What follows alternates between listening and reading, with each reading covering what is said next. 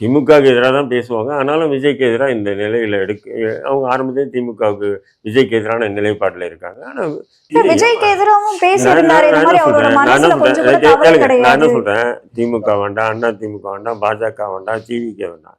கண்ணை மூடிட்டு 2 கையை இப்படி மனசில் வச்சுக்கிட்டு யார் மேலே தவறுன்னா அப்பட்டமாக தெரியும் விஜய் மீது தான் தவறு இருக்கா இல்லைங்களா?